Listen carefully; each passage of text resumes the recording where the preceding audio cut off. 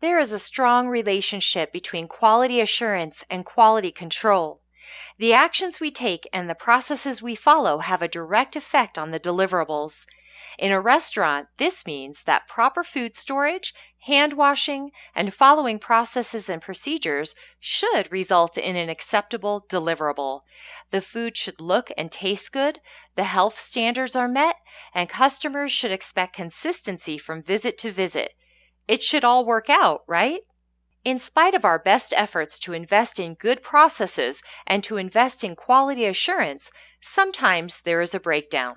Something has gone wrong with our deliverable, and we have to figure out why. Let's say that a customer has just brought to our attention that their silverware is spotted and dirty. Of course, we are embarrassed and we make every attempt to satisfy the customer by removing the charge for the meal and asking them to give us another chance in the future. The fact that this defect made it into the hands of our customer is nonconformance and an external failure cost. We must act quickly to bring our quality back into conformance where we prevent these types of defects. Where do we begin? The best thing to do is to perform a root cause analysis. What caused the silverware to be spotted and dirty? What quality control tool can we use to perform a root cause analysis? If you said Ishikawa or fishbone diagram or a cause and effect diagram, you are correct. We need to determine what caused the defect of spots on the dishes. Is it a training issue? Perhaps we have a new dishwasher who wasn't properly trained and doesn't know the dishes should be pre-washed before they are run through the dishwasher. Another possibility is that our equipment is breaking down. Perhaps the dishwasher is not heating up to the proper temperature for sanitizing the dishes. Did someone substitute our normal dishwashing detergent with something different? Using the root cause analysis will help us to identify and resolve the cause of the problem.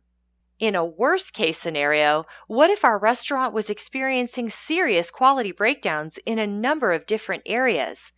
This may seem hopeless, but in fact, there is a very effective quality control tool that we can use. It will allow us to identify and resolve a few key causes for most of these defects. A Pareto diagram will allow us to identify the various causes of our defects and address those which will have the most impact on reducing defects. According to the Pareto principle, 80% of the defects should come from only about 20% of the causes. What does this mean? Let's say that we have one new employee who is not properly trained.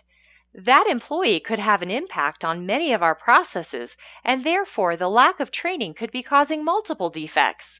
In addition to this poorly trained employee, we may realize that we aren't doing a great job documenting our processes, so not all employees are performing the processes consistently. Again, this is a personnel-related cause. Finally, perhaps we discover that a recent change in vendor has resulted in a lower quality of food ingredients. The poor quality raw materials we are using are resulting in a poor quality deliverable. We must make a change in this area. While it may appear that everything in our restaurant is going wrong, if we can identify just 20% of the causes, we should be able to reduce 80% of the defects. That would be time well spent, and it will have a great impact on the quality of our deliverable. The goal of a process improvement plan is to constantly move the cost of quality from the expensive, high-exposure non-conformance area to the less expensive behind-the-scenes conformance area. By identifying the relationship between quality control and quality assurance, we can identify root causes of our defects, implement changes and improvements to our processes, and reduce the number of defects and the overall cost of quality. Of course, all of these process improvements must go through change control to ensure that any changes benefit the project as a whole. We should note that all of the examples we have discussed to this point have been defects due to a special cause. In other words, there was a reason or cause for the defect, and once we addressed the cause, we were able to eliminate the defect. However, every process has normal variation where even the smallest number of defects will occur. There will always be a few samples that fall outside the acceptable tolerances. This normal variation is known as common cause, and no amount of investment or attention will prevent it. If you've ever had two jelly beans stuck together or flipped a coin only to have it land on its edge rather than on either side, you have probably witnessed common cause.